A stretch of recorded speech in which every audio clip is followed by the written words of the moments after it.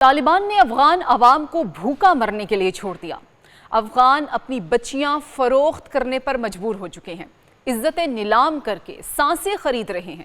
اگلے چند لمحوں میں آپ کے سامنے ایسے ہولناک انکشافات ہونے والے ہیں جنہیں سن کر آپ کے رونگٹے کھڑے ہو جائیں گے۔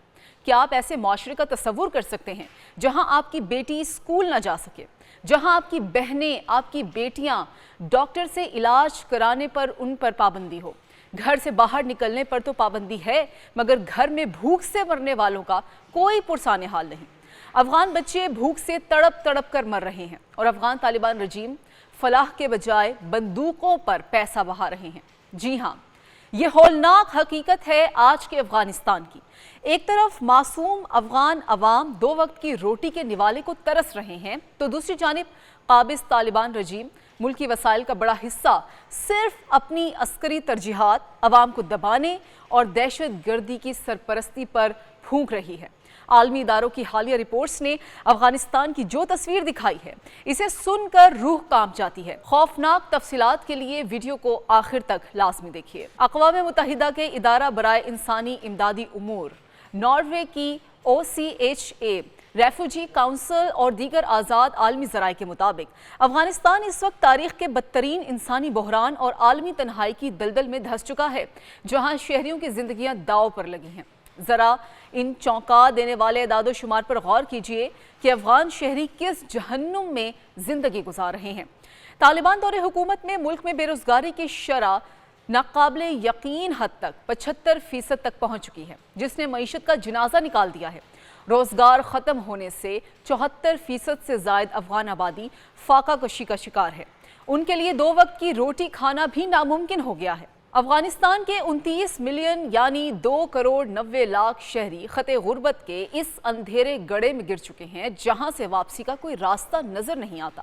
سابق صدر کے ترجمان کا یہ کہنا بالکل سچ ہے کہ طالبان نے افغانستان کو دنیا کا غریب ترین ملک بنا دیا ہے، جس کی آدھی آبادی بیرونی امداد کی محتاج ہو گئی ہے۔ ملک کے مستقبل پر سب سے بڑا وار ہوا ہے، جہاں 40 لاکھ افغان بچے شدید غذائی قلت کا شکار ہو کر موت کے منہ میں جا رہے ہیں۔ صحت کا نظام تباہ ہو چکا۔ قابض رجیم کے دوران 400 سے زائد اسپتال اور طبی مراکز مستقل بند ہو چکے ہیں، جس سے لاکھوں افغان بنیادی علاج اور ادویات سے محروم ہیں۔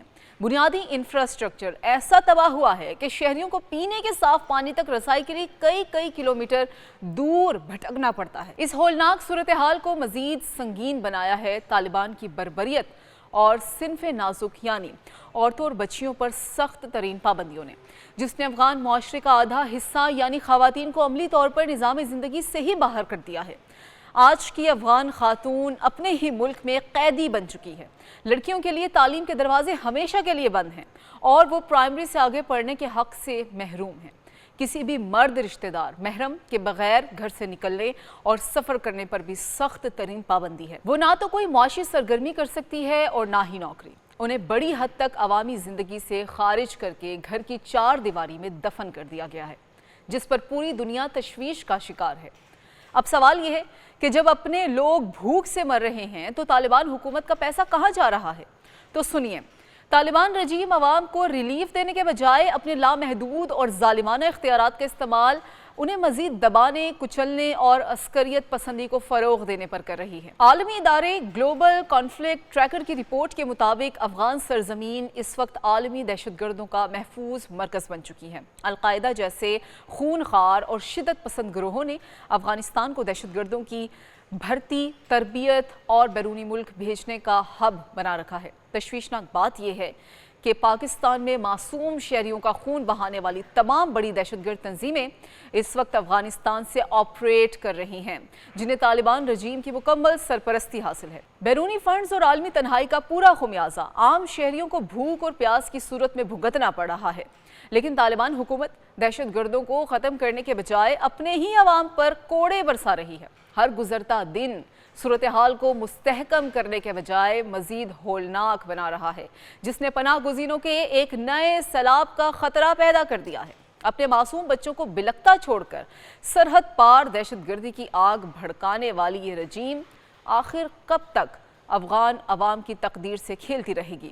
کیا بندوق کی نوک پر قائم یہ ظالمانہ نظام افغان عوام کو بھوک سے بچا پائے گا، یا پھر یہ مٹی اپنے ہی حکمرانوں کی بے حسی کا شکار ہو کر مکمل فنا ہو جائے گی؟